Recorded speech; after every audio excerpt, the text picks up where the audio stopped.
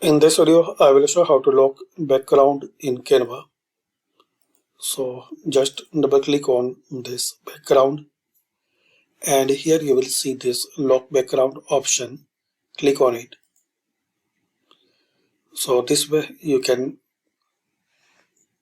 make changes and no effect will appear on background. To unlock background, again double click on it and again click here. So this is the way you can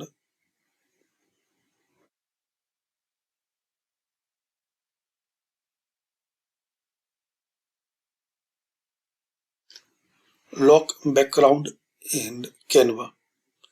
Thanks for watching.